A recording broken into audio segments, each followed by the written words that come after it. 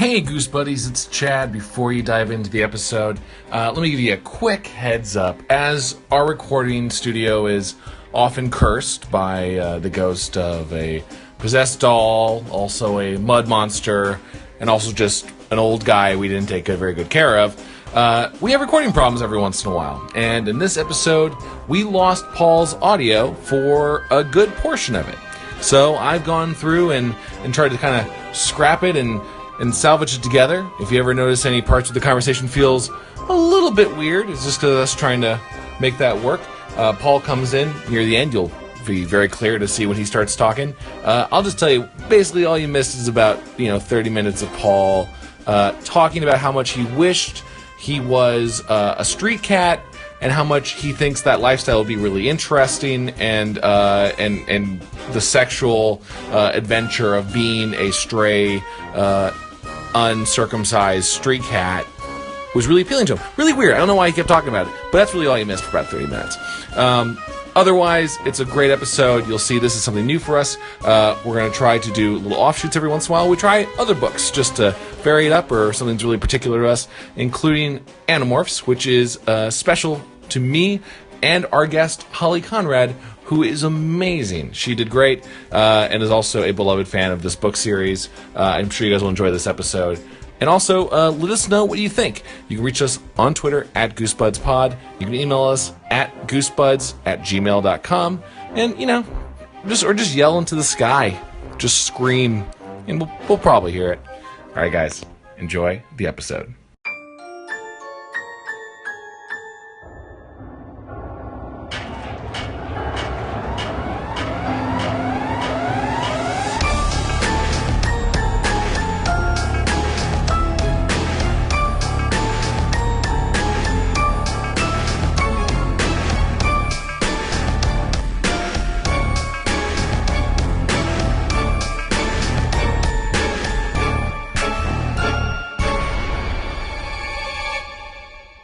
This is like a root beer, and then after the root beer, you start like tasting something else. You're like, "What is that?" And then it's just molasses being like, "Be quiet." That's Daddy's medicine. That's Daddy's medicine. That's Daddy's be quiet child medicine. I just slipped to you, Dom, on this alcoholic root beer we're drinking. Daddy's medicine. It feels nice. Yeah, well, maybe we should clarify why we're talking about animal forms, other than just our general weekly conversations where we talk about our animal forms. What we want to turn into. What we want to turn into. So, Holly, you're going to be a bird person of some sort, right? Yeah, always. What kind of bird? Medieval time. Yeah. You're friends with a couple of wolves. One of my favorite birds is the cedar waxwing, because they just eat berries and get drunk and fall out of trees. Like legitimately, they just fall out of trees. Cedar waxwing. I'm looking it up. I don't know if you're going to be a great ally if you're going to be drunk on berries all the time. No, she could be like a scout. She can go out and check out the terrain and come back to it. Get drunk and just fall over. Yeah. By the way, the reason we're talking about this, very welcome to the show, Holly. Hooray! Thank you for having me. We are doing a spectacularly special episode of Goosebuds. Unprecedented, right? Yeah, this is. I would say this episode is off the rails on a crazy train. because this is Goosebuds. We're not talking about Goosebumps today. We're not talking about Goosebumps. Much the way that Bob Dylan tried electric that one time, we are tipping our toes into the lake waters of Animorphs. Oh, yeah. And Holly, you are our resident expert on the subject. I think I'm a scholar myself. Yeah. Which is one of the reasons why we have you there. Besides, we also love you. We're going to cover what I think is the rival to Goosebumps in our generation. Yeah, sure. Animorphs is my life with a Y. L-Y-F-E. You know how people are like, what are all these people saying? Bay this, bay that. Yeah. You know what? Those are Goosebumps fans. And they're like, what's this Animorphs? That's not what I know. Guess what? Your world is dead. It's true. Yeah. I used to go down to my local Walden Books and pick up... We didn't have like a Barnes & Noble or anything, or like a Target, because I lived in like podunk nowhere. You were a simpler place. Yeah, and I would go to Walden Books and buy... You had a place that was bought by Barnes & Noble. Right, exactly, yeah. And I would buy the Animorphs book that came out that day. Like at the day it came out. I remember when they raised it by like $1, and I was so mad. I was like, I cannot believe they raised my Animorphs books. So they were $3.99. They were like, now they're $4.99. I was like, man. Oh, see, I paid for mine with like a dance and a song in front of the bookstore, so I never knew about the price of it. Dance and a song. Chad, you had a charming but sad childhood. I did. It's basically Newsies, but like with more corn and no papers. Like a lot more Mountain Dew and Animorphs. Yes, exactly. Yeah, like it had a lot more of that kind of stuff going on. Animorphs was kind of a weird thing to be a fan of, I would say. It felt like it was a very popular series that kids were ashamed to admit to liking. Maybe I was not ashamed. I think it's just, there was no shame here. Thing. Yeah. Some people loved it. Like I was super into it, but when you describe it now, when you show people those amazing covers, it's kids transform into animals, and that's it. I mean, to be honest, being a kid, that's all I need. It's true. Yeah. No, but it's kids fighting aliens. It's kids saving the planet from aliens. I'm convinced like Stargate just ripped it off because they're the same aliens in Stargate as they are in Animorphs. Like they look like messed up like Centaur Nave. They also eat through their feet, just so you know. Oh, what? Yeah, it's pretty great. Yeah, we missed that detail. Oh yeah, they're eating the dog poops like straight up. Yeah, they love it. Actually, one of the main characters goes, "Yum yum yum, I love that dog poop." No, yum, yum, yum. I love this ground ice cream. Wait, Holly, that's what cinnamon buns were. That Axe liked to eat all the time. They were dog poops. Oh no, that scene like is so vivid in my head. Not from the show, but from the books, where the alien, the character turns into a human and runs around a mall because they were so. It spoke to us in the 90s. Like he ran around a mall food court and stole people's cinnamon buns off their trays, yelling cinnamon buns. This was in the books. Like this happened. This is a standard trope. This sounds funny. It was funny. Later on, when we're ready to talk about the later series, one of my favorite books. Like I can't wait to tell you the plot of it. It is so insane. I have a feeling I think it's gonna be the same one. All right, let's lay the groundwork. Well, let's start right at the mall where it begins. It does start at a mall. It does. It starts at a mall. Just for clarification, I believe you watched the television show today, right? Oh, vastly different from the book. Yeah, so it starts at a mall with the most unrealistic thing that fiction kids at a mall starts with, right? Which is what? A cool store at the mall that they're hanging out with. There are no cool stores at the mall. Like, a comic book store in the mall is something of legend, you know? And that's where these kids are hanging out. That's true. I will want to point out, this is, by the way, the start of how much I loved this book series. They do have a mall, I believe, in the TV show. Or they're playing at someone's house. They do later on, and I think it's like episode 3 or 4 when they finally introduce them hanging out at the mall. Oh, that's right. And not only is that the video game they're playing, which is not an arcade title, is the Beast Wars Transformers video game. Really? Oh, wow. Making this the coolest group of kids Chad had ever seen. Yeah. Is that a PC exclusive? That was like an N64 game or something. It was like it was not the right console to be playing it on. No. I did not notice that. Fun fact, I didn't know. Oh, my keen eyes was like, that's Transmetal 2 Cheetor, I see it. Well, I feel like we're just trained because we had seen it so many times. Is when video games are presented in another media that isn't video games, it's always represented so poorly. Mm-hmm. Like in this show, yeah, like they're talking about like playing a 2-player cooperative arcade game. Yes, there were beat 'em ups, but he specifically points out in this book, like, oh, he forgot this one part of the level. And it's like, it's not that intricate. You know, I don't know. Being such a nerd. Okay, Applegate, you fucked up. You screwed it up, guys. I have a great story about the show. So when the show first came out, my friend Kelly, my friend who I'm actually writing, we wrote a fantasy book together when we were young, and we're actually like rewriting it now that we're adults, and we're not just writing a ripoff of Harry Potter and Animorphs. But we both loved Animorphs, and we got together to watch the first episode of the show. Like, first day it came out, we were so excited. Like, we got home from school, we went to her house, we took every Animorphs book that we owned and made it into like a pathway from like their upstairs to like the television, just for no reason. just for like no reason. Like an art gallery. Like an art gallery, yeah. So we made our own like event. So we like were waiting for the show to start. She's like, I'm gonna go to the bathroom, and she like runs upstairs, and I'm like just like I'm gonna like fuck with her. It's gonna be so funny. And so she goes upstairs, and I'm like, oh, it's starting, and I hear her like falling down the stairs. Like, what? She's terrible, and like she like nearly like hurts herself. She's like half dressed, and she gets downstairs. I'm like, I'm just kidding, and she was so mad. It was so funny. But like the best part is that after all that like fanfare, the show was so bad. It's really bad. It's a really bad TV show. I think we ended up like just turning it off and just being like, well, and we just started playing GoldenEye. Like, we just played GoldenEye until like midnight. Like we just like forgot about it. Hey, you guys really saved that day. We did. You know? We did. We just like put all the Animorphs books away and we're like, we won't talk about this again. So that didn't exist in my hometown. I'm guessing that that's just like Kay Applegate's like idea of like a cool place for like cyber savvy teens to hang out, like, because that's what it seemed like to me. But they definitely that place is like they always go back there. It's the cool hangout. You know what it reminded me of? It reminded me of one of those places in like Demolition Man where it's supposed to be the near future. Like if a lady had come up with like bubbling blue drinks, I'd been like, this feels right. Let's lay the groundwork, by the way, too, for people who have no idea what this book series actually is, other than they might just think it's people standing in a room going, look, I'm a giraffe now. It hides an incredibly complex sci-fi series. Yeah, I would say I was surprised to discover the dense universe of Animorphs this afternoon. And Holly, I think you're going to tell me if I'm overstepping my bounds.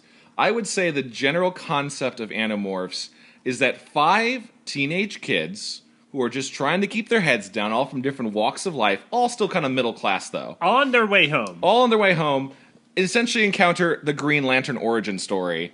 And instead of getting the Green Lantern ring, they get the power from an alien to transform into any animal they touch. Yes. But there is a galactic conflict taking on during the course of the story between slugs that can crawl into your brain and possess you, the bad guys, the Yeerks. Yeah, they're symbiotes, yeah. And the good aliens who are trying to basically just... It's like the Protoss and the Zerg, basically, from StarCraft. And the Andalites, who are some deer people who eat through their hooves and have a scorpion tail. Yeah. And they invented the morphing power. Like, it's an Andalite technology. And at some point, some tiny little microscopic aliens show up with a shrinkway, but they don't really make any sense. There's a couple of books like that don't make any sense. Also, don't forget about the Hork-Bajir. So what happens in this first book is that our friends are finishing up at the arcade. All 5, I believe, of them decide to go home, and they're all walking home together, and they stumble upon, they see in the sky, a falling spaceship, and they follow it to find the crash site, and an alien comes out, right? Yeah, which, by the way, is the best part of the TV show is... Like, in the book, it's described as a majestic, like, centaur man.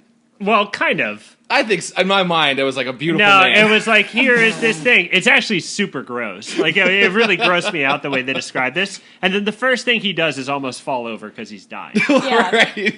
Which is the best part about the TV show. He actually says, yes, I am dying. Yes.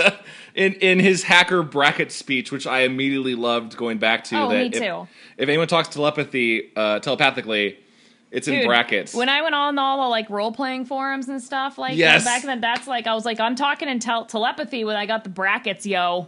Yeah, that's what that means.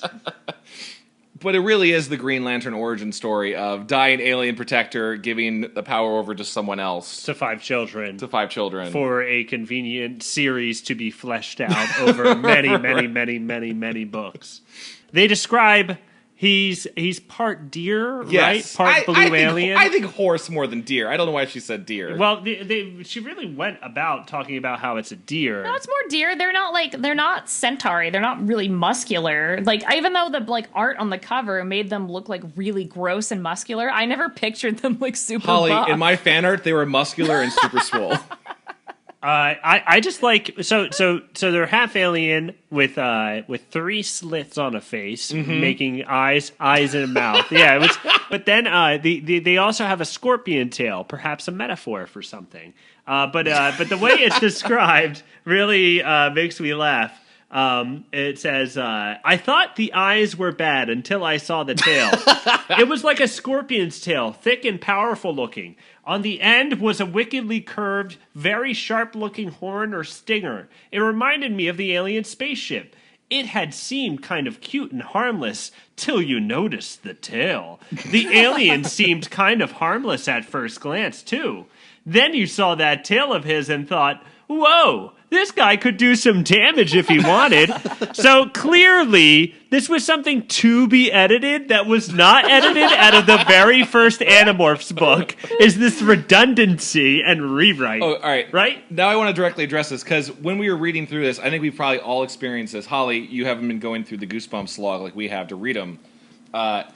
To read this book was so refreshing in just that things happened. Yes. Right. I mean, I read a couple of I actually probably read quite a few of the Goosebumps books. Like, I read the one where, like, the mask chases the kid.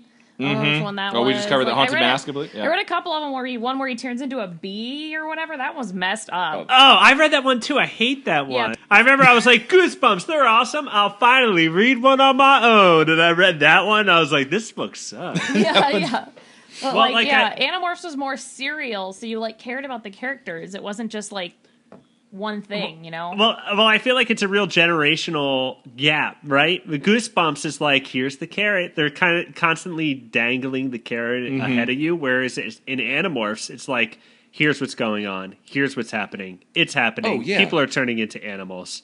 It's sad. In the first, it's sad. It's sad that we had Goosebumps. Yeah, it's in comparison. Maybe we should have done an Animorphs podcast. No, we did the right thing. We did the right thing. We're not going back against Goosebuds. But this is what I'll say. First chapter of this book, the flying saucer lands. There's no, like, the Goosebumps model would have been 10 chapters of a girl, like, just going to class and, like, yelling at a kid, and then the ship lands. Yeah. A ship lands in the background. She's like, I'll check that out in 3 chapters. But by, like, 15 pages in, the alien is dying. He has given the Andalite morphing technology to the kids. And now the big bad Visser 3, like, head of the Yeerk army, is landing and eating him in an alien form. Yes. That's fast. Yeah, it happens. It really happens in this book. And, the kids really react. They really realize how important the situations are. I think they're a little smarter than Goosebumps kids. Yeah, no, for sure they are. I mean, the Goosebumps kids are supposed to, like, die. Like, they're supposed to, like, have something bad happen to them. These guys are just like, we're not, the whole point is we don't want something bad to happen. Well, I feel like that's such a true observation, because the problem with kids' books, or the Goosebumps books, is that the kids act like they're supposed to die, but they never die. I don't want them to die. I don't want them to die. It's a little bit of what you want when you're in the horror realm. I will say these kids are so cool that as the ship lands, they're not even that plussed about it. Look, it was like 1999. Anything could happen. There were a lot of alien movies out at that time. Yeah, we were ready for spaceship. We were ready. Yeah, we've been waiting. We saw Star Kid. Yeah. No, the kids are very, like, I hadn't remembered how pop culture savvy they are. Like, Jake just constantly drops, like, I thought this ship looked like this from so-and-so movie. Oh, Rachel, she likes to act tough, but really I think she just thinks she's Storm from X-Men. Like, he's just dropping things. My favorite moment of that, though, is when the spaceship crashes and they're like, oh, should we investigate this? Should we? And they're like, yeah, we should. We might. This will make us famous for sure. We could even be on Letterman. And reading that, now that Letterman's off air, I had this realization where it was like, remember when you were a kid and you were watching Muppet Babies and they were like, Johnny Carson joke, and you were like, who's that guy? So, like, now we have this whole new that world is gone now. It has moved on. Just a new generation of kids who do experience this. They'll read Letterman and be like, who's the Letterman? The mailman? It's the mailman, right? The Letterman. It's like, they also have a moment where they actually address the alien speaking, like, or not speaking or speaking English, when they're just like, this is like in Star Trek where they speak English or whatever. Yeah. And I was like, I think that's why, like, I was sucked into the books, because I was like, oh, these kids are nerds. I'm a nerd. I'm lonely. Like, I'm just going to keep reading these. It does really, it's almost, in a way, not talking down to kids. Like, you understand this shit. Let's move on to the fun things. Let's talk about how the giant space galactic confederacy that's coming. Well, exactly. It really uses that prior knowledge to a device. Like, any kid at this point has seen, in some shape or form, Star Trek. Mm-hmm. So, like, hearing that, being like, I get it. I get what they're talking about. Like, we use that all the time when we absorb media, and this is what this book did. They were like, oh, these kids will know this thing, so we'll just go ahead and throw that right on there. I think RL is just randomly guessing sometimes, like, I don't know, there's a comic book called Green Dinosaur Man. Is that a thing? I don't know, Green Dinosaur Man. Well, do you remember that episode where we were reading, we're pretty sure that he guessed X-Force. Yeah, he just said the read X-Force comics. Like, that is a real book.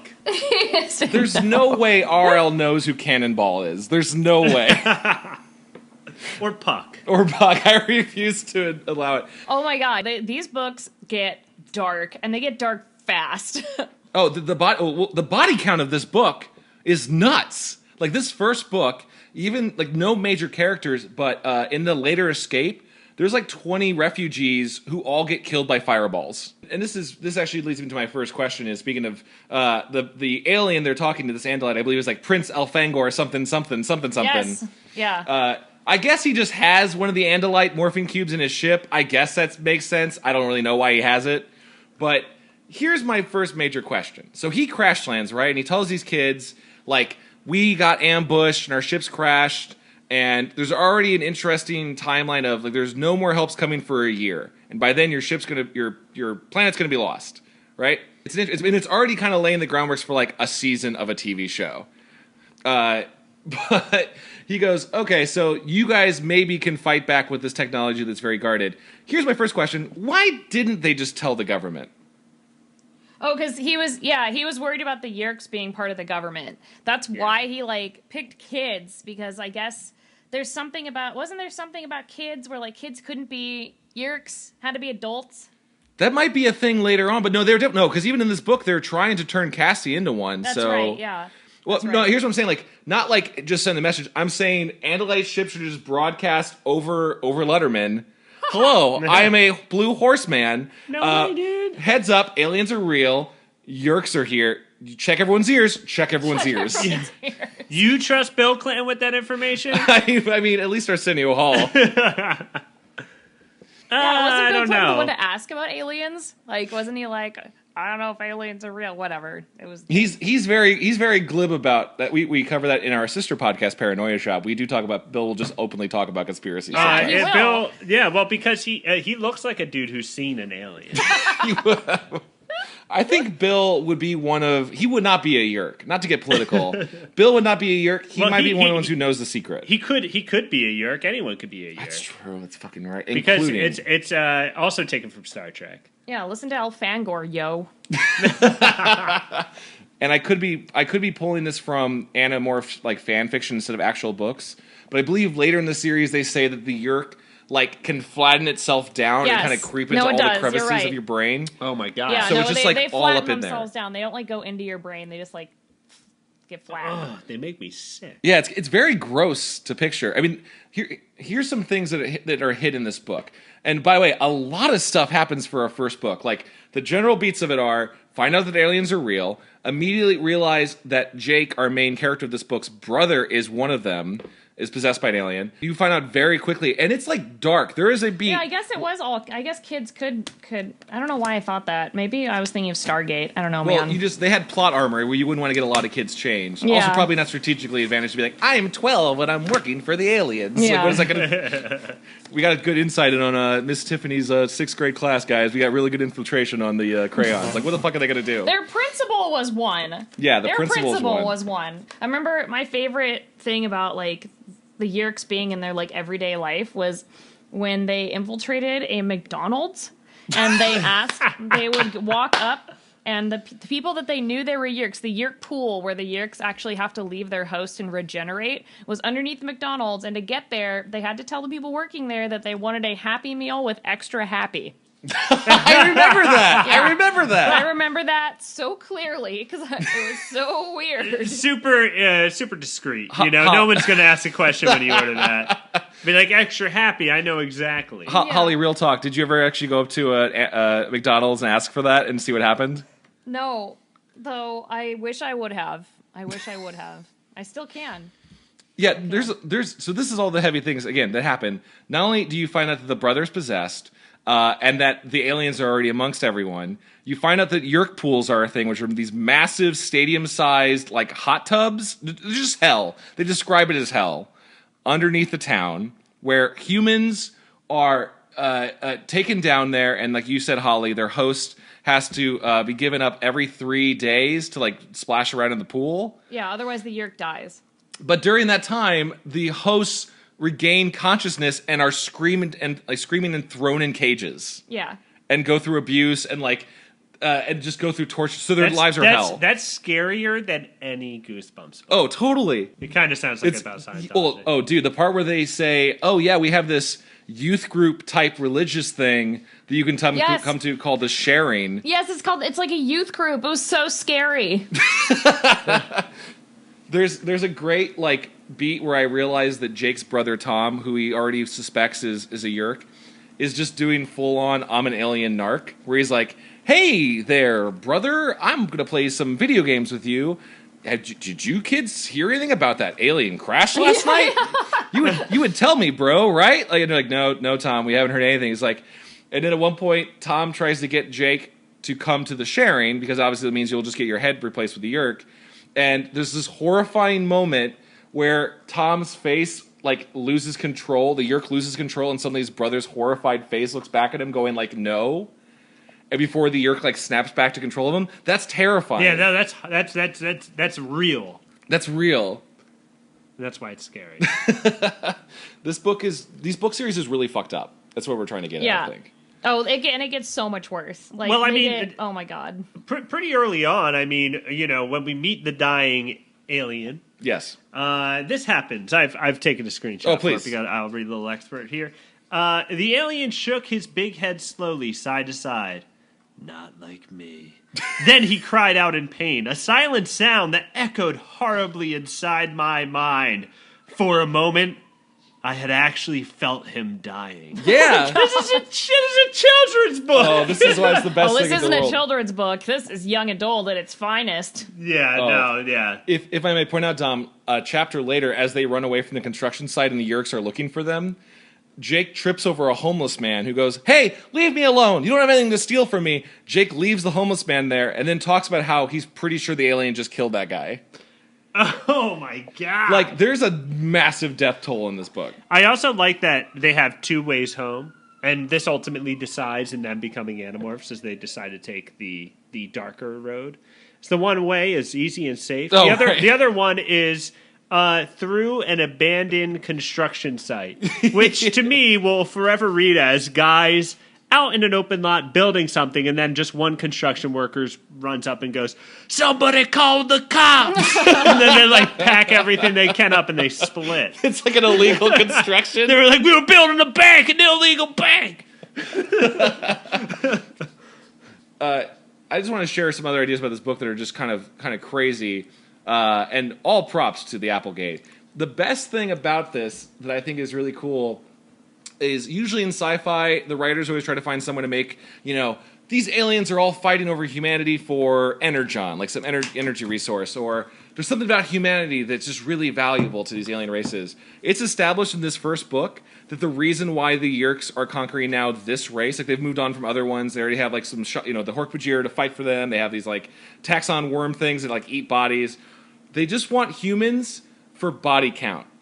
Like, they say there's nothing really special about humans, but boy, oh boy, we could sure put a lot of Yerks in them. They're like the mega apartment complexes of alien races. That's a pretty real and dark thing for sci-fi, right? It's just cattle. It's dark for young adults, but very real and in tone for sci-fi. Right, right, yeah. Exactly. I will also give this series credit. Holly, I don't know how you feel. I think Hork-Bajir are the coolest alien idea in the series. Oh yeah, they're super cool. And then later on, in one of the books, they make it's not like they make like a preserve for them, like a Hork-Bajir preserve on Earth, where they like the ones that are freed from Yerks can just like live and be like cool bird blade monsters. Oh, you were so into those bird things. They're like bird knife dragons. I think they're like dragonborn with blades kind of thing. No, their best detail that they cover in the Hork-Bajir Chronicles, which you can read. That was the one, yeah. Yeah, is you find out that the Hork-Bajir were like vegetarians, even though they're just these giant things with blades, and that they used the blades to climb trees and cut off bark and eat it. But the Yeerks found out, we can just turn these things into killing machines. It's a really cool like subversion of an alien race and perversion of them. You know what's funny is that I didn't realize that the first cover didn't feature a girl turning into a lion on it, right? Isn't that like the Animorphs image? Yeah, I believe it's Jake turning into a little iguana, which is not nearly as marketable. No, it's a green anole. Thank you. Yeah, it's very specific. That you will believe in this book that a boy can become a 2-foot tall lizard. Well, that's how they lure you in. It's like, hey, this is just a little adventure. Surprise. Well, let me ask you this question. How do you feel about this, which I had forgotten was a concept?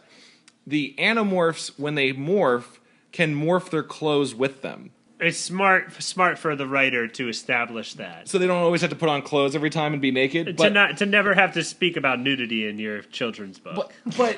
But that means like you have some Oshkosh Bagosh overalls that are in your feathers. Like in your skin, shuffling around in your body, and then when you morph back, they come outside of your innards and turn back into Oshkosh Bagosh lizards. There's no way that you get the morphing ability and like momentarily lose the sensation of like your body, like the feeling. There's no way that they're like, hey guys, here's the morphing ability, and here's the morphing ability that will make it so that you're numb during it. Like that will not happen. It was like, here's the morphing ability. Good luck. And don't forget the 2-hour thing too, which totally blows. And in the first book already Tobias goes over the 2 hours and is stuck as a hawk forever. Oh, yeah. At the end of the book, he's stuck as a hawk forever. Rises. Yeah, and like it's so sad too. Like I have it up if you want me to read it. It's so sad. Because I had like a huge crush on Tobias because he was a bird. I feel that, Holly. I feel that. And also cute, but he was also a bird, you know. I was all about Rachel, but go ahead. So like here's Jake talking to Tobias. He says, "Come on, Tobias." I said again, "Morph back." Jake in brackets. I just come on, back to human now, dude. No more flying tonight. I hid in the cavern for a while, he said. They didn't see me, but I had to stay out of sight till I could get out. Jake, it took too long, more than 2 hours. I just stared at him, his laser-focused eyes, at his wicked beak and sharp talons, and at his wings. At the broad, powerful wings that let him fly. I guess this is me from now on, Tobias said. I knew there were tears falling down my cheeks, but I didn't care anymore. That's what Jake said. That's the first book. That's the first book. And then Tobias says, "It's okay, Jake. Like you said, we're alive." Now Tobias can never go home. He can never go home. He is a hawk forever. Do they ever cover his parents being like, "Have you guys seen our boy? Have you seen Tobias?" Yeah, they cover his parents. I did a little bit of reading. I'm not going to talk about it because research. I forget. Huge spoilers. It's so messed up. Being a dog is almost useless, right? Oh yeah, I mean they're not doing the show like in the first book. This is also what I love about them. They're so savvy. They go, okay, we have Animorph technology. Anyone we touch, we can turn into, and they just immediately go to going to the zoo, touching all the dangerous animals. They're like, I want an elephant, I want a tiger, I want a wolf. And they're just like getting the stuff. Yeah, Cassie's parents are vets, so in the books, they still have a good amount of animals to choose from. Yeah, you could once you've added it to your collection, you can go to an mode at any time, I believe. Oh yeah, there's a whole book where they're like cockroaches, and it's just horrible. It's just horrible. That's my favorite detail of this first book is that this alien has a fatal wound, and she's like, maybe we can get Cassie's parents. They're vets. Oh yeah. Be like, oh yeah, they'll know how to work on an alien creature. Wait, Dom, you are blowing a major logic hole in this story. Now, correct me if I'm wrong, I forgot about this. If you are injured and you morph, you get rid of your injuries. Yeah, you do. He could have just morphed. He was mid-morph. But he was half... Elfangor was mid-morph when he was dying? Well, he was half deer, half... alien. No, that's his normal mode. That's his normal mode, form, right? Yeah. Okay, so then he was normal. So theoretically, Elfangor could be like, I'm dying. All right, hold on, though. I'm going to turn into a seal. Hold on a second. Oh, I'm good. So I have to, Holly. Do you know the main lore of these books and Fangor, who I can't help but think of the name Elrond. Yeah, I know. Yeah, right. Do you know Fangor's secret? How the spoiler you're holding on to? This is huge. This is huge. I mean, we both read it, so go ahead and drop that bomb. Unless so Fangor is Tobias's dad. Yes, what? That's right. What? I don't remember that at all. How? Yeah, I don't know, but that means that he saw his son and was like, "I won't tell you I'm your father. Goodbye." Because Tobias was like, "I want to hang out with him for a little bit longer." I Yes, don't know why. Right. Yeah. What? Tobias was way into it. Wait, Elfangor came down and made love to a woman? Apparently. That kind of remember that. Yeah, that was way later in the books. Okay. I just read that. I also lore feel like online. that was maybe part of the Andalite Chronicles. I don't remember. That makes sense. In those moments that he could have met his father, this was shouted. This was shouted. "No," I cried. "You can't die. You're the first alien to ever come to Earth." Oh no! That's what's important. That's what's important. Wait. That is great. Holly, let's just hit these guys with horrifying dark things that happen in this book series besides a child not meeting his father. How about you hit them with the horrifying dark one, and then I have to hit them with my favorite one. It's not horrifying and dark, but it is it's just so crazy. Okay, this is my favorite thing of the whole series. Later on, I mean, again, this is serialized. It gets heavy. The war escalates to the point where it started to become well known amongst humans. And the Animorphs are like, we need more numbers because we're getting killed. We're just getting rocked really hard. And they find an Andalite cube to be able to give the power for more people to Animorph. What do? They go to a children's hospital for terminally ill kids and go, "Hi, we're the Animorphs. Look at what we can do. Would you guys like to help us fight aliens? Here, touch this Animorphing cube. What? And you guys can either stay here cooped up in these hospital, with your missing limbs and injuries and sort of things, or you can come and fly and fight with us." Yeah, and it heals they all them. sign up. Wait, it heals them?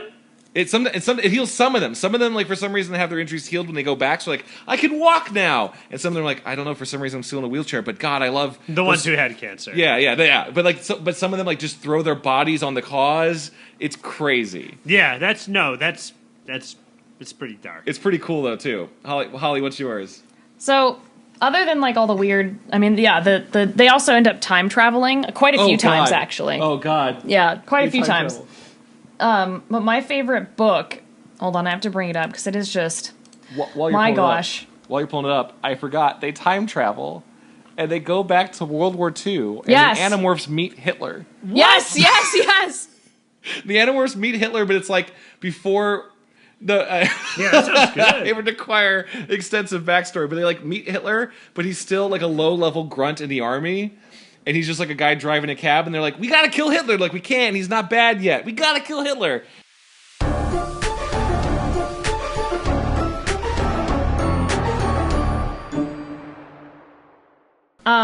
So, my favorite book of the entire series is book 14, The Unknown.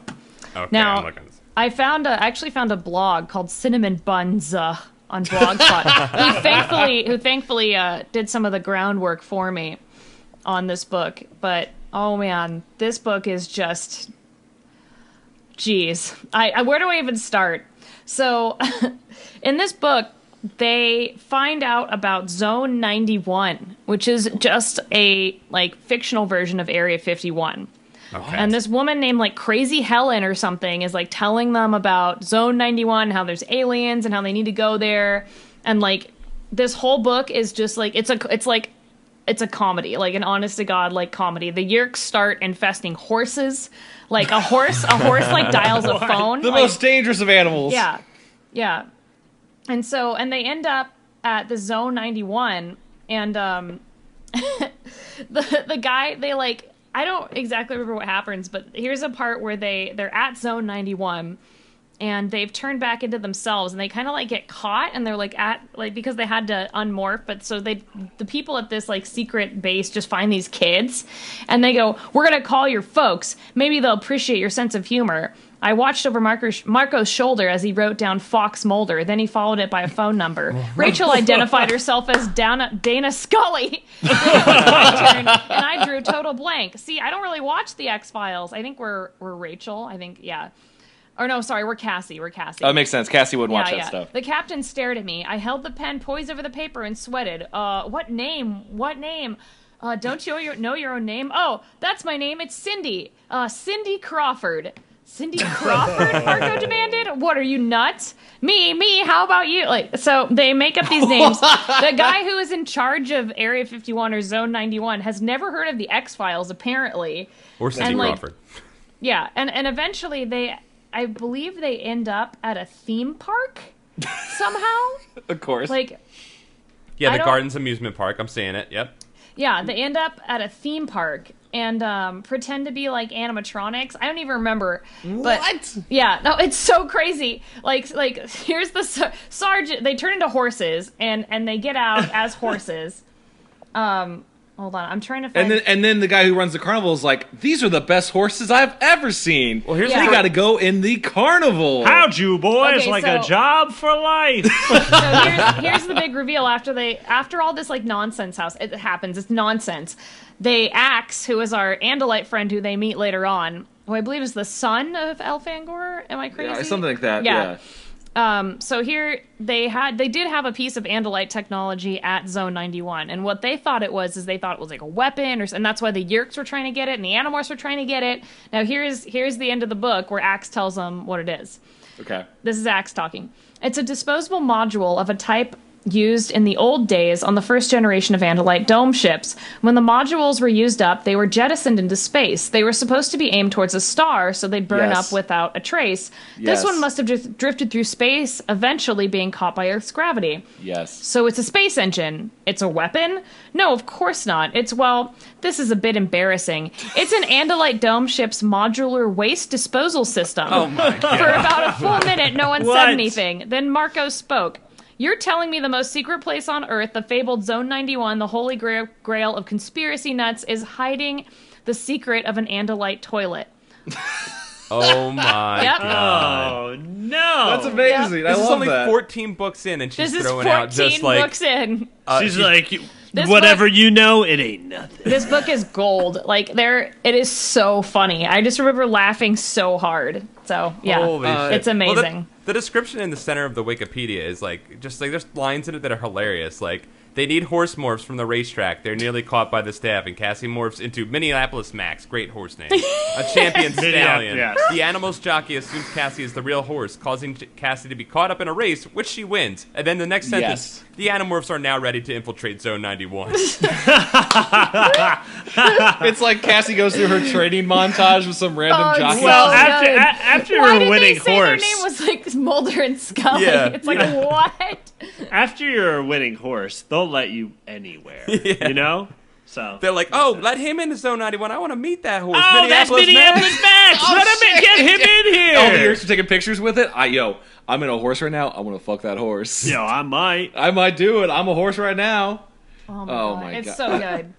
That's amazing. Well, what final thoughts on the Animorph series? I'll let you guys go for. I'll say this. I kind of want to start rereading Animorphs. It's better than Goosebumps. It is way better. The end of the first book ends with an amazing cliffhanger of we saved some girl from the Yeerk pool. It's real great. My other final thought I will say is there's a detail that I wanted to ask you guys before we move on. Is in the Yeerk pool, they mentioned that when you have your Yeerk come out of your head, you're put in a cage to wait while the Yeerk swims around and replenishes itself. Yeah.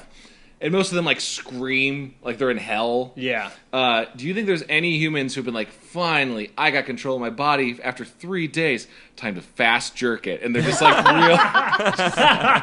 That's immediately where my mind was going. That's 50 cycles in of the Yeerk coming out of your head. You're like, all right, I got some time. I know I can do it. I can do it. This Yeerk just don't know how to tug. Don't look at me, Hork-Bajir. Don't look at me. Let a real man do it. Oh. Okay, that's my final. I'm going to start rereading Animorphs. Dom, how did you feel about this? This is so the big difference, and the model from now on obviously was to set up a bigger world with your first book, so that each book could dilly-dally while still serving the mythos. Yes. Right. However, now looking at 2 series, Goosebumps and Animorphs here, it kind of makes you realize a little thing or two about children's writing. You know, J.K. Rowling has really created a universe for children to go ahead and be like, oh, this person is like a Hufflepuff. It's like new astrology, right? Sure. It's like astrology. It's like simplified astrology for children. And now that's how people will grow up. Maybe. I mean, I feel like when we were teenagers, Holly and I were totally just declaring ourselves Yorks or Herkbajir or whatever. That it just carries on. Is all I'm saying. Right. I think this was a good way for people to figure out what animal lived inside of them. Oh yeah. As we go around, what's everyone's animal? By the way, Dom, we know you're going to be a bee, right? Wolf. You're going to be a wolf. Yeah, with NWO spray painted on there. Oh my god. I think I want to be a turtle. Really? Yeah, they live for a real long time and they can bite real hard. Oh yeah, no one would know. Like, this isn't a threat. It's just Why would you choose turtle over tortoise? What? Yeah, tortoises live much longer than turtles. Oh, that's what I meant. Whatever. It's too late, Paul. You've said it. Oh no, I'm cursed to be a turtle from. Oh man. Come on, dude. You don't know the difference. Turtles are tougher, dude. Whatever. That'd actually be a great retirement plan for aliens with Andalite technology. Like, oh, I'm getting kind of old. Grandpa only has a couple years left. Like, why don't we just... I guess he'll turn into a tortoise and he'll just drift out into the ocean and live the next 60 years. You ever read about Lonesome George? What's Lonesome George? I think that's his name. He's like the last of the Galapagos tortoises. He died off a little bit yeah, ago. I remember that. Yeah. I'm just bringing that up because people should read about it because it's kind of a little interesting. Hold on, And he looking was at also I think an that alien. happened within the last 5 years. I don't know if I believe you that tortoises live longer. Tortoises live longer than the turtles. Paul, yes, if you want to play fast and loose with your Animorph choice, that's fine, man. Hey, man, you guys got to pick. You can't be sitting there thinking about it the whole time. Who's bigger? Who's bigger? That's all you need to know. And Holly, do you want to lock down on Drunk Bird or what? I mean, I always thought that being the hawk was cool because you had really good eyesight. Like, Yeah. it was always used for an owl. You could see at night. Like, that's also cool. So, any place like anything that could get you into like secret places, like Area 51. Like, as long as you could like find out all the secrets, that'd be a pretty good animal form. A bird is great. A bird is a No. great choice, though, for somebody who wants to infiltrate stuff. Yeah. If somebody was like, "What is that?" Be like, "It's just a bird." Yeah. Plus, you can fly, which is amazing. Yes. Like, Yeah. there you go. Who's that going through that filing cabinet? It's just a bird. It's just a bird. Falcon. He can't fucking read. Who's that stealing all that cash? It's just a bird. We watched. I watched, and I know Chad watched it recently. I watched a great episode of television dealing with birds recently. What are we talking about? The Crow-fessers episode of China, Illinois. Oh, so good. Yeah, if you guys get a chance, Holly, you'll love it. Yeah. It's all birds going to school, becoming students. Amazing. Oh, that's great. Here's a question I'm going to throw out here, by the way, because we're talking about transformations. So the way Animorph technology works, right, is you think about the animal real long and hard, and then you'll turn into it after you've absorbed its DNA. Yeah. But it's like you have to just picture it in your head, and then your body, I guess, will just let it happen. Do you think there's ever like a time where like you picture the animal but like kind of wrong? Or you're like picturing a cat and you picture Garfield, and then you turn into like a Garfield cat, And you become like CG Garfield. Yeah, you become the CG Bill Murray Garfield. just walking into the Yerk pool, like, "Well, what's going on, guys?" There's a Talking Head song about this. What? Yeah, it's called "Seen but Not Seen." Yeah. It's about changing your face the wrong way. Yeah, It's it's about actually about that. Becoming the thing you think you want to be. Oh, that's right. I believe there's Animorphs actually gives direct credit to the Flaming Lips. Yeah. The flaming lips. Oh, Flaming The Lips. Flaming Lips. Talking Heads. Whatever. All right, two-way different things. The Descendants. Whatever. All the same things. The Melvins, yeah, Yeah. Guys, any other final thoughts? I mean, like, Holly, you are expert on this thing. Is there anything else that we should know? I think we're going to have some new readers of Animorphs from this podcast. Yeah, as we should. I mean, I was amazing. It was like my childhood. It was my escape. And, the show was not great. Yeah, I mean, I watched the show, and I wish I had read a book for once. This was terrible. Because the show was real bad, and the books. I thought the books were great. Can I just talk about real quick the show? Yes. The directing is terrible. They just didn't shoot enough cool shit. So I think what they were trying to do was add style to it. So they do these weird moments where they cut the slow mo inappropriately all the time. It's always when they're like examining someone, so I guess it's appropriate. But they do these like zoom ins, like they like just like it's like weird like hyper MTV editing that's not good. It's terrible. Oh, it's terrible. I don't even think like it seems also that they took like one take and they're just like it's good. Like they just didn't even try. They did one take and they were like, well, we got to get this like from another angle. They're like, just zoom in on the person's face and make it slow motion. It'll be great. The show also did a moment that has stuck with me that I actually used in my daily job a couple of months ago. Okay. So the show I write on, not a giant spoiler of it, but at some point, it's also about a secret world that kids are trying to uncover, bad guys and everything. At some point, the kids realize one of their teachers is essentially the principal from Animorphs. Like, he's actually working with the bad guys. So we needed an interesting way for the teachers to realize by like see someone working with the aliens and then realize it's their principal later. In the show, they do this exactly, and I definitely was referencing it when we did it. The show has this really fucking ridiculous moment where when the kids are hanging out and hiding in the construction yard, they don't see the principal. They're hiding in like a sewer pipe, and all they see is a man walk by and do a strange, unnatural scratch of the back of his leg with his shoe. Chad, I love that you're bringing this up because I was watching it and I was like, that's really not threatening of a thing of an evil villain to do. But they just watch that. That's all he can see is this guy just scratching the back of his calf with his other foot. Yep.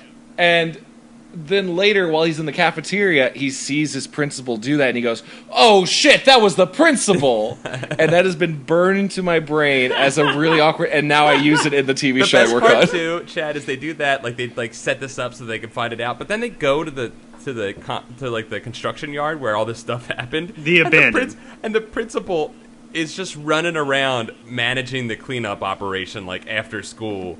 Just like being like, clean this up, clean that up, like yelling at everybody. I'm like, they because he's a controller, dude. I know. Happy Meal, extra happy. Dude, extra happy. Yeah, get that extra happy, baby. Also, watch out for youth groups and religions, I guess. Well, see, that really spoke to me because my town was extremely like conservative and full of youth groups. Like the biggest club on campus was like the Christian club, and like they thought our D&D club was like doing sacrifices and stuff. So like. To me, like, coming from that town, I was like, when I was really young, I was like, they're all Yerks. It was just like, let's play pretend. Everyone's a Yerk. Everyone's a controller. Yeah, they're all from the sharing. Yep. And it was just, like, kind of cathartic. I was just like, yeah, they're all just aliens. It's fine. It might have saved your life. It's just incredible hearing you use something from Animorphs in your life, because we read Goosebumps every episode, and I can see zero things to pull from Goosebumps and apply to your life in any shape or form. I don't know, Dom. All the time I just see random masks lying around, and I'm like, I'm not putting those on. Well, that's a good idea. That's a very good idea. You might get lice. Yeah, I learned not to go into like haunted amusement parks. I figured that sure. Out. Also, like that. There's like a lot of ways to scare people. Like I felt like I would like Goosebumps and Are You Afraid of the Dark were like two of the same like thing, and that's what I got from those. But like Animorphs was like a lifestyle. Yes, it sounds like it. Animorphs was great. The TV show when I just started watching it, the only great part was that they like the intro song was we're gonna capitalize on the Goosebumps thing. Like they tried to go for that feel, and then it just turns into like a Rage Against the Machine song. I remember that. I remember the intro song. I can give you my own rendition of it. It was "Get stand dead, don't stand a bad thing, all around. It's all in your head." Yeah. Yep. It was terrible. Amazing. Yeah, no problem. Yeah, I remember. I watched the whole show. I watched every episode because I was like, I just love the books. Maybe it'll get better. It didn't. I forced myself way through it. I'm gonna start rereading Animorphs again. I really am. After that last one, it was so fun to get into. Yeah, I miss it. I was like looking on eBay. I was like, I just want to buy them all again and just have them just like in my house. And set up like a hallway. Yeah, people just come in and they're like, "Oh, is that every Animorphs book?" I'm like, "Why, yes, it is." Isn't your day rejuvenated? Yeah. I couldn't help but notice. I couldn't help but notice that your entire front yard is just paved with Animorphs. Yeah. Why come in? You live in an Animorphs house. Like a strong gust of wind will blow this place over. Folks, if you enjoy the show, if you like Goosebuds, if you like listening to our voices, a great way to support Goosebuds is by leaving an iTunes review. Open iTunes. Go to the iTunes store. Let it freeze for a second while it connects and loads all of the artwork and things it's trying to sell you. Then search for Goosebuds and hit review and leave your own. And I've got one right here that I want to read. Please read. And perhaps you could have your own read. This one is, it says, 5 stars for remembering Space Brat by the Z Mage. They remembered that Space Brat existed. 5 out of 5 stars. Space Brat was my favorite. He was very good. Or Sprace Brat, whatever you want to say. Sprace Brat, yeah. Space Brat. I'll read one by Barefoot and Afraid, and he says, "Please quit. It's getting expensive." And he says, "The classic tales of Goosebumps, written by our slandered all-father, read by Don, Paul, and Chad, will never fail to be endlessly entertaining. However, the talks of Jim Carrey, Swamp Things, Cullings, and 9/11 jokes, quote, not about the victims, only about other things that happened on that day, never failed to spook my socks off. 1 star for each remaining sock that I own." And there's nothing more scary than the reality of what 9/11 really and the other things that happened that day, because people had to live their normal but banal lives that day. Forget the violent horror. Just think about the actual occasion. Chad, do you have one you want to read here? I do have one I would like to read. I think this is a great way to describe it. This is from Saturday AM Showdown Pod. I hope that's about Sonic the Hedgehog, the cartoon series, since that's a shorthand for it. And their review says, "Cold War heroes Dom, Paul, and Chad take down partisan lines," written as of a newspaper headline. And this is a bit of a good one. It goes, "Look, in the 90s we had a different sort of Cold War. Sure, Gorbachev tore down that wall. When that was over, we all, as a species, went looking for much more awesome and petty things to argue about." This sounds like a review for Animorphs. You had to choose a side. Dom, you wait. You wait. You had to choose a side. Tamagotchi or Gigapets, Digimon or Pokemon, Coke or Pepsi, Sega or Nintendo, Legos or the obviously inferior Mega Bloks. That wasn't a choice, yeah. That was an easy win.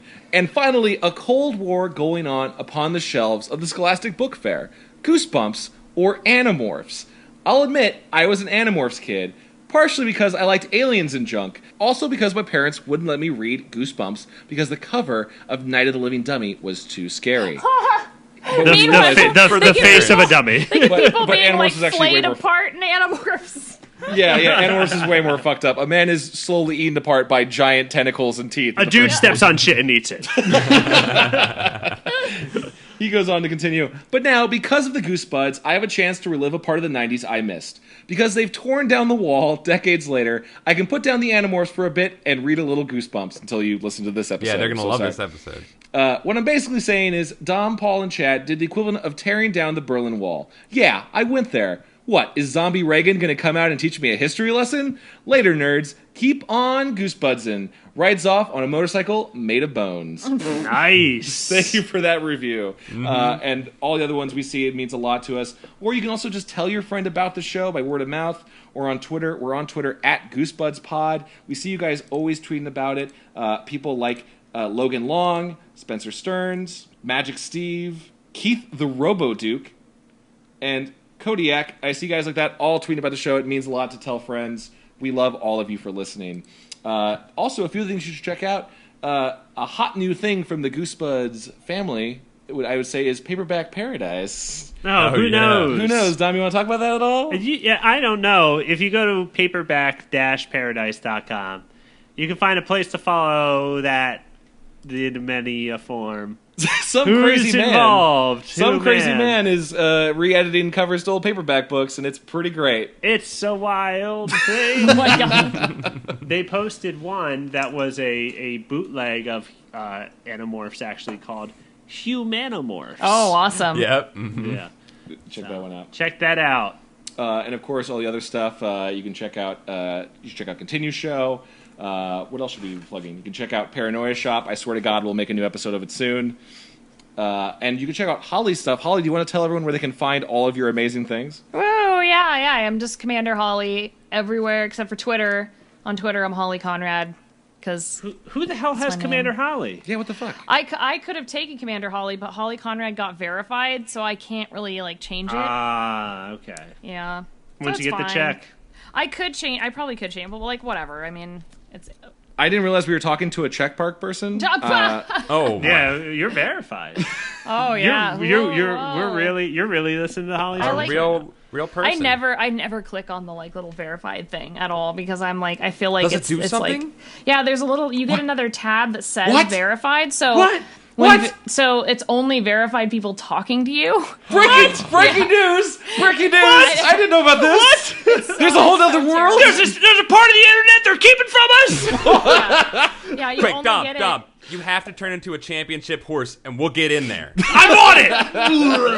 You guys Oh my God, it's horrifying. It's all Twitter. like horse penis first. It's just a horse penis coming out of Dom's All I head. knew was the penis. That's just horrifying. Yeah, you can. It's fine. Everything will be fine. Oh my God. Oh man, I'm sorry. I never use it though. I just clicked on it. I never click on it. And I didn't even realize WikiHow, I guess, had tweeted me. Why did WikiHow tweet at me? I mean, thank you, WikiHow. I'm just throwing this out there. I bet that's how the new president is selected, by the @Twitter verifieds. They all meet in secret. I had that realization today. I saw a tweet from @Barack Obama, and I was like, "What the hell is this? Isn't he @POTUS?" And I was like, "Oh snap! That's just the company's handle." He's got his own private Twitter account to tweet at hot porn celebrities. Well, and he stuff. said something pretty scathing. I was like, "Whoa, pretty bold for the president to say that on his own account." He was subtweeting somebody. Was it like, oh man, how to get away with murder? More like how to get away with bad plot lines. Am I right? Stop your face. I'm not sure. Your face is just. I'm unsure. Your face is just. It was looking. I was like, "Tell me more, Chad."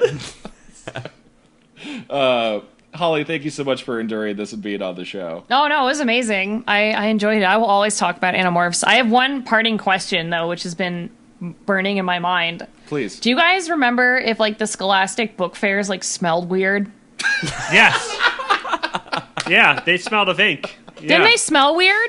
Yeah, no, yeah, they had a certain scent to them. Yeah, that smell is so vivid in my mind, and I'm I don't know if it was just school or it was just the book fair. But anyway, that was my last. I believe the protocol was to attract the young purchasers with their parents' checkbooks and everything. Mm-hmm. Was a Scholastic book representative would go through and spray a thick musk It was a book the pheromone. gymnasium before they would start. Oh man, I remember buying so many bookmarks that had just dolphins or birds on them and stuff. It was good times. Here's the secret about me: if you have something that's just root beer float, scratch and sniff scented, I'm probably going to buy it. Bookmark, book, staple, doesn't matter. I love it. Staples. Let's track down and see what that smell is for Scholastic Book Club. Maybe make a perfume out of it. Yeah. Maybe leave a review. To find it on Amazon. Tell us. All right, we'll leave it from there. Holly, thank you again for being part of it. We'll have you back on, and we'll be back with some goosebumps next time. So don't worry, we're going to be in that spooky space very, very soon. Thanks for listening. Goodbye. Thanks. Bye-bye. Remember, watch out for the yerks. Yeah, watch out. Check your friends' ears. There is no way to know. Check for yerks. Check for yerks. Bye, guys.